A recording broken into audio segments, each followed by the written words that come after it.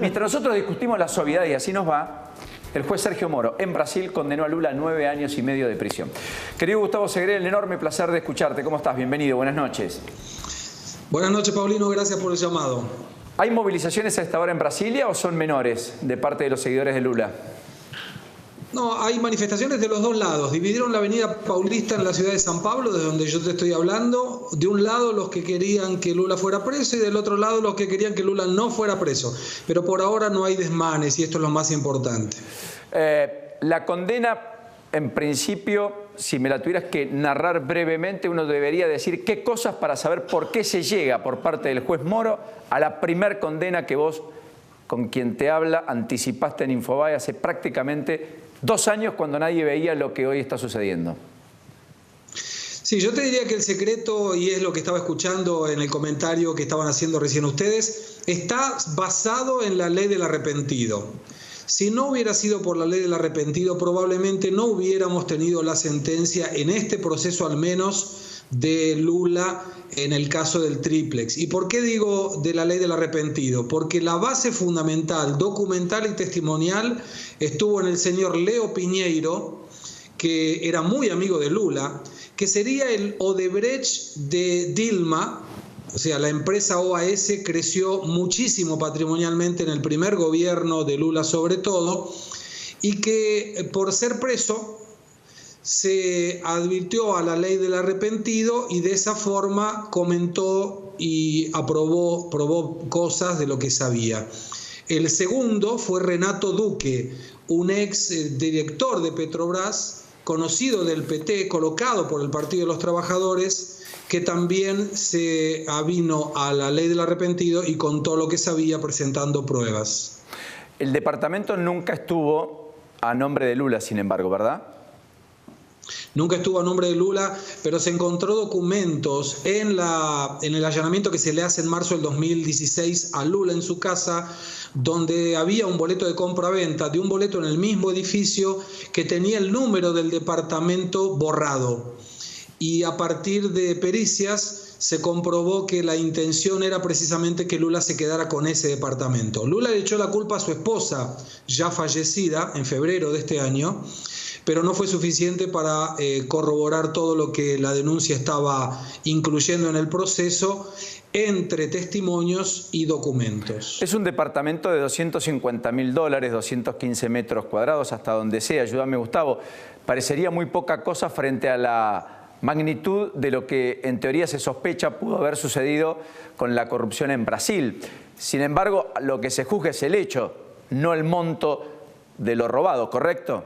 Ni del cohecho. Es que por eso que hay gente que roba muchísimo menos que eso y también está preso. Nos llama la atención por tratarse del presidente de la República, que no tenía ningún sentido que se ensuciara por esto, pero recordemos, Paulino, también que este es el primer proceso sobre 5 que están en curso, de los cuales 3 son de Lava Jato, dentro de las investigaciones del juez Sergio Moro, y las próximas tienen que ver con conferencias que en teoría Lula daba y que la justicia entiende que eran ficticias para cobrar dinero por los créditos que conseguía a través del BNDES para financiar obras en el exterior, y ahí abro un paréntesis también para lo que pueda parecer de Argentina, y por otro lado la compra del terreno que iba a ser construido el Instituto Lula, que lo compra Odebrecht y que al final no se construye. Es importante mencionar también que en este proceso Odebrecht no tiene ninguna participación, pero en los próximos sí.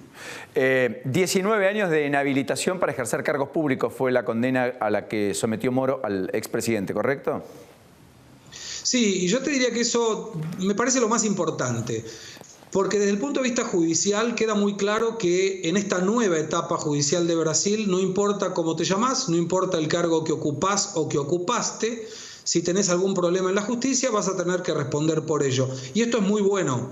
Para eso, como decíamos, necesitamos leyes que puedan ser utilizadas y jueces que quieran utilizar esas leyes. Pero en el caso político, que me parece el más importante, puede evitar que Lula sea el candidato en las elecciones del 2018.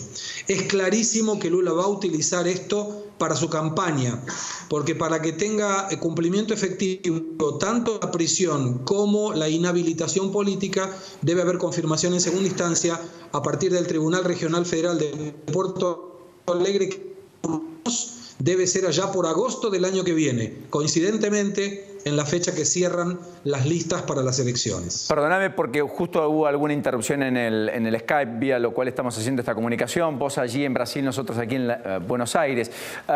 Decías que en agosto del año próximo es cuando se debería expedir recién, agosto del año que viene, dentro de un año, la instancia en la cual Lula se confirmaría que eventualmente no pueda ser candidato y al mismo tiempo pueda cumplimentar en prisión la condena que hoy le conminó el propio Moro. Esto implicará que va a ser casi en simultáneo a que los brasileños estén yendo a votarlo, eventualmente a Lula candidato.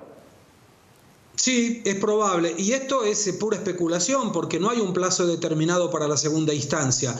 Por eso Lula tiene tanto apuro e interés en ser candidato y eventualmente ser presidente, porque ahí se suspende la condena y deberá esperarse a que termine el mandato para ser preso, lo que sería una aberración terrible.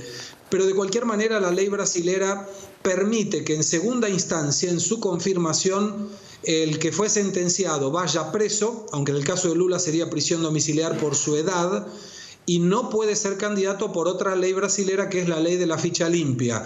En sentencia confirmada en segunda instancia no puede presentarse a ningún cargo electoral.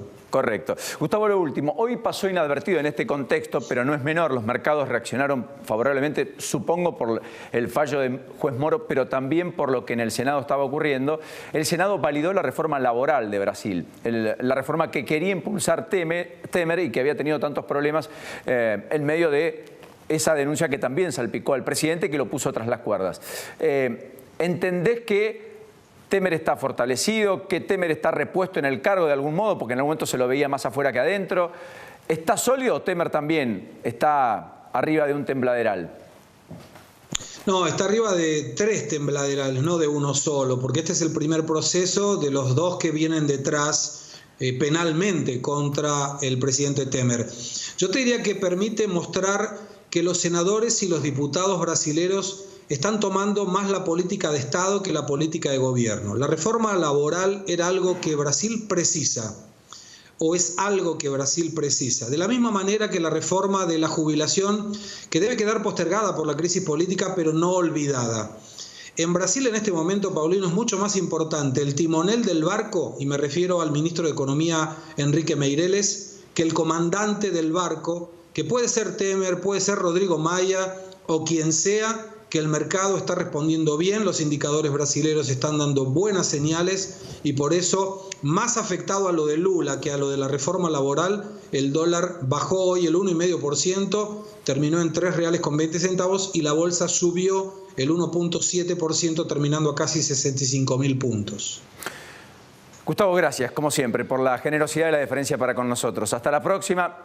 Nos debíamos hablar el día de la condena a Lula, después de aquel anticipo. Eso ocurrió hoy, me alegro. Un abrazo y felicitaciones. Igualmente para mí, el gusto es mío. Que sigan bien, hasta luego. Ahí estaba el querido Gustavo Segre.